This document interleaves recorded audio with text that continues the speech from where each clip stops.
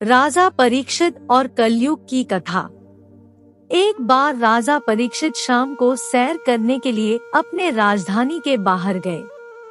उन्होंने देखा कि एक गाय और एक बैल के पीछे एक शिकारी बहुत तेजी से आ रहा है और बाणों की वर्षा करता हुआ उनका पीछा कर रहा है। परीक्षित ने बोला कि शिकारी रुको, यह क्या कर रहे हो? मेरे राज्य में ऐसा नहीं हो सकता। आप नहीं जानते हो कि मैं अर्जुन का पुत्र हूँ। वह तीनों वहीं रुक गए। उन तीनों को रुक कर देखकर परीक्षित अचंभे में आ गए कि बैल, गाय और शिकारी तीनों ही रुक गए। राजा परीक्षित ने पूछा कि आप कौन हैं और अपने असली रूप में आओ। शिकारी अपने असली रूप में आया। शिकारी कलयुग था। जब गाय और बैल भी अपने वास्तविक रूप में आए तो पता चला कि गाय पृथ्वी थी और बैल धर्म था। उन्होंने बैल से पूछा कि आप क्यों भाग रहे हो, तो उसने उत्तर दिया, कलयुग आने पर धर्म की कोई कदर नहीं होगी, सभी जगह अधर्म होगा, इसलिए भाग रहा हूँ। गाय से पूछा कि आप क्यों भाग रही हो? गाय ने बोला, मैं पृथ्वी हूँ और मैं इसलिए भाग रही हूँ क्योंकि जब चारों तरफ अधर्म और पाप ही पाप होगा तो मैं उसका भार कैसे सहन कर सकूंगी। राजा परीक्षित ने शिकारी को बोला कि आप इनको ऐसे नहीं मार सकते। बहेलिये ने बोला कि देखिए, सतयुग, त्रेता, द्वापर बीत चुके हैं। मैं कलयुग हूँ और अब मेरी बारी आ गई है, मेरा समय आ गया है। कलयुग ने बोला कि यदि आप मुझे रोकते हैं तो मुझे कृपया मेरे निवास करने का स्थान बताएं। परीक्षित ने बताया कि जाओ, आप जुए खाने में, शराब खाने में, वैश्यागामियों के साथ निवास कर सकते हैं।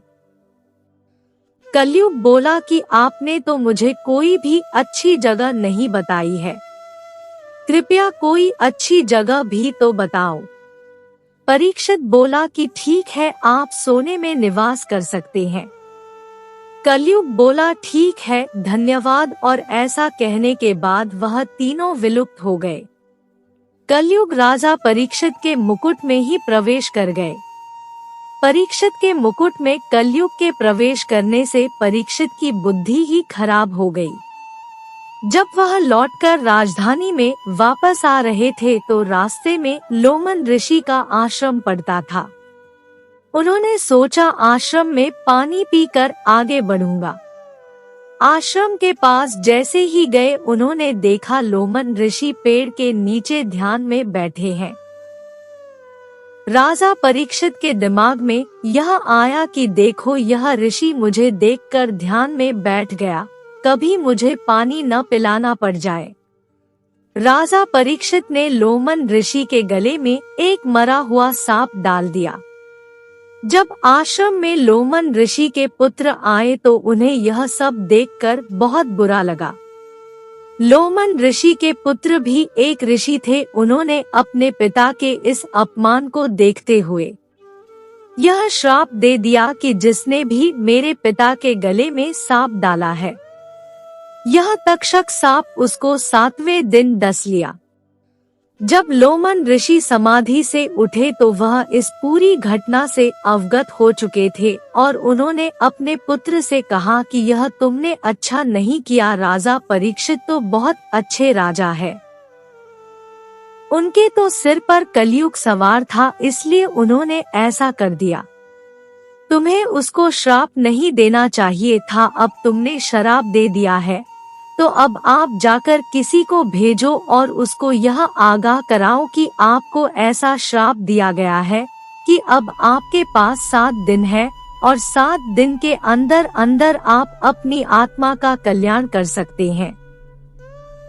जैसे ही राजा अपने महल में पहुंचा तो पीछे पीछे लोमन ऋषि का दूत उनके पास पहुंचा और जाकर राजा से बोला, है राजन, आपने जो लोमन ऋषि गले में मरा हुआ सांप डाल दिया था, इससे नाराज होकर उनके पुत्र ने आपको श्राप दिया है कि वह सर्प तक्षक आपको 7वें दिन डस लेगा। आपके पास 7 दिन है, आप अपनी आत्मा का कल्याण करने के लिए अपना उपाय कर सकते हैं।